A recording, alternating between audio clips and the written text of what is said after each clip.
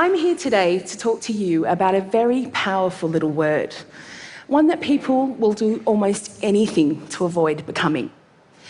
Billion-dollar industries thrive because of the fear of it, and those of us who undeniably are it are left to navigate a relentless storm surrounding it. I'm not sure if any of you have noticed, but I'm fat. Not the lowercase muttered behind my back kind, or the seemingly harmless chubby or cuddly. I'm not even the more sophisticated voluptuous or curvaceous kind. Let's not sugarcoat it. I am the capital F-A-T kind of fat. I am the elephant in the room.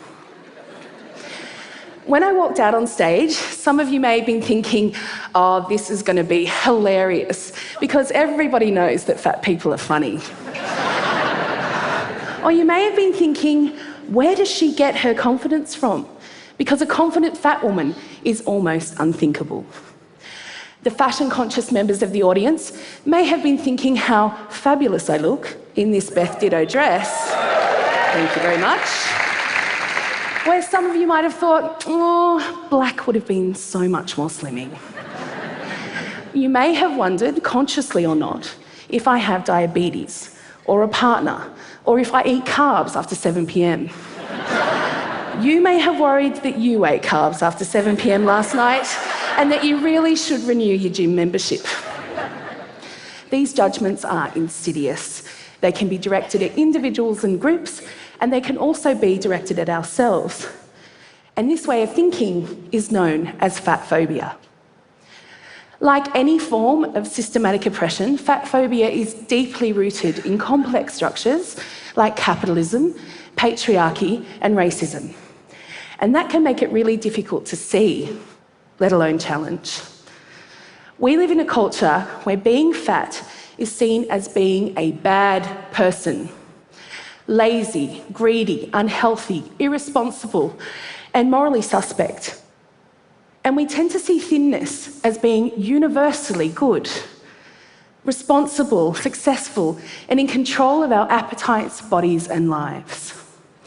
We see these ideas again and again in the media, in public health policy, doctors' offices, in everyday conversations, and in our own attitudes. We may even blame fat people themselves for the discrimination they face because, after all, if we don't like it, we should just lose weight. Easy. This anti-fat bias has become so integral, so ingrained to how we value ourselves and each other, that we rarely question why we have such contempt for people of size and where that disdain comes from.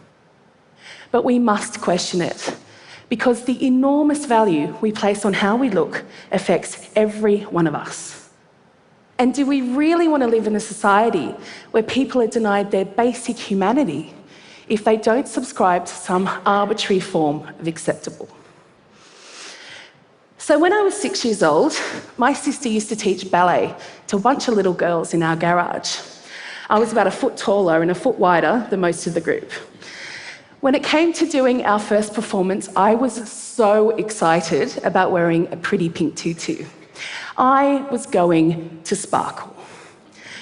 As the other girls slipped easily into their lycra and tulle creations, not one of the tutus was big enough to fit me. I was determined not to be excluded from the performance. So I turned to my mother and, loud enough for everyone to hear, said, "Mum, I don't need a tutu. I need a 4-4. Thanks, Mum. And although I didn't recognise it at the time, claiming space for myself in that glorious 4-4 was the first step towards becoming a radical fat activist. Now, I'm not saying that this whole body love thing has been an easy skip along a glittering path of self-acceptance since that day in class. Far from it. I soon learnt that living outside what the mainstream considers normal can be a frustrating and isolating place. I've spent the last 20 years unpacking and deprogramming these messages, and it's been quite the roller coaster.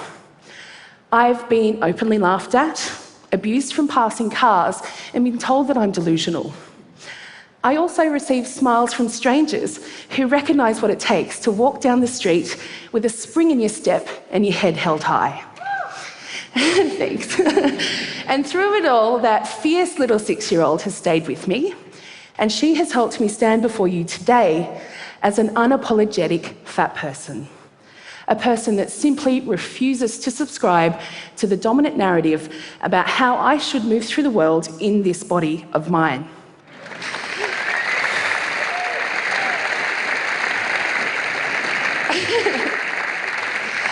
And I'm not alone. I am part of an international community of people who choose to, rather than passively accepting that our bodies are, and probably always will be big, we actively choose to flourish in these bodies as they are today. People who honour our strength and work with, not against, our perceived limitations. People who value health as something much more holistic than a number on an outdated BMI chart. Instead, we value mental health, self-worth, and how we feel in our bodies as vital aspects to our overall well-being.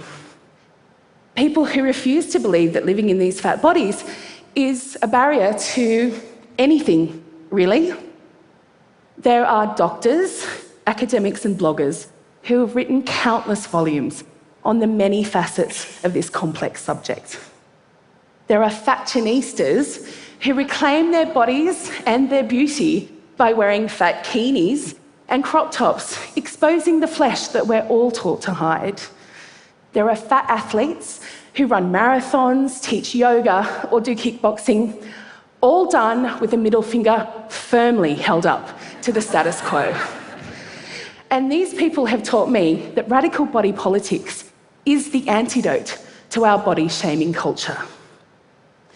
But to be clear, I'm not saying that people shouldn't change their bodies if that's what they want to do.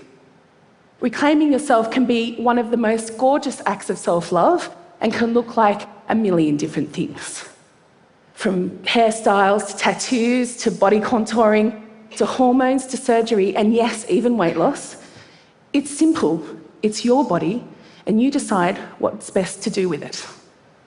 My way of engaging in activism is by doing all the things that we fatties aren't supposed to do, and there's a lot of them, inviting other people to join me, and then making art about it. The common thread through most of this work has been reclaiming spaces that are often prohibitive to bigger bodies. From the catwalk to club shows, from public swimming pools to prominent dance stages. And reclaiming spaces en masse is not only a powerful artistic statement, but a radical community-building approach. This was so true of Aquaporco, the Fat Femme synchronised swim team I started with a group of friends in Sydney. The impact of seeing a bunch of defiant fat women in flowery swimming caps and bathers throwing their legs in the air without a care should not be underestimated.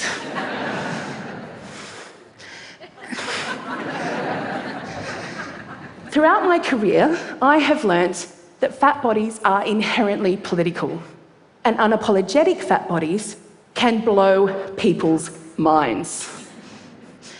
When director Kate Champion of acclaimed dance theatre company Force Majeure asked me to be the artistic associate on a work featuring all fat dancers, I literally jumped at the opportunity. And I mean literally. Nothing to Lose is a work made in collaboration with performers of size who drew from their lived experiences to create a work as varied and authentic as we all are. And it was as far from ballet as you could imagine. The very idea of a fat dance work by such a prestigious company was, to put it mildly, controversial, because nothing like it had ever been done on mainstream dance stages before, anywhere in the world. People were sceptical. What do you mean, fat dancers? Like size 10, size 12 kind of fat? Where did they do their dance training? Are they going to have the stamina for a full-length production? But despite the scepticism, Nothing to Lose became a sellout hit of Sydney Festival. We received rave reviews, toured, won awards, and were written about in over 27 languages. These incredible images of our cast were seen worldwide. I've lost count of how many times people of all sizes have told me that the show has changed their lives, how it helped them shift their relationship to their own and other people's bodies, and how it made them confront their own bias. But of course, work that pushes people's buttons is not without its detractors. I have been told that I'm glorifying obesity. I have received violent death threats and abuse for daring to make work that centres fat people's bodies and lives and treats us as worthwhile human beings with valuable stories to tell. I've even been called the ISIS of the obesity epidemic. A comment so absurd that it is funny, but it also speaks to the panic, the literal terror that the fear of fat can evoke. It is this fear that's feeding the diet industry, which is keeping so many of us from making peace with our own bodies, for waiting to be the after photo before we truly start to live our lives. Because the real elephant in the room here is fat phobia. Fat activism refuses to indulge this fear. By advocating for self-determination and respect for all of us, we can shift society's reluctance to embrace diversity and start to celebrate the myriad of ways there are to have a body. Thank you.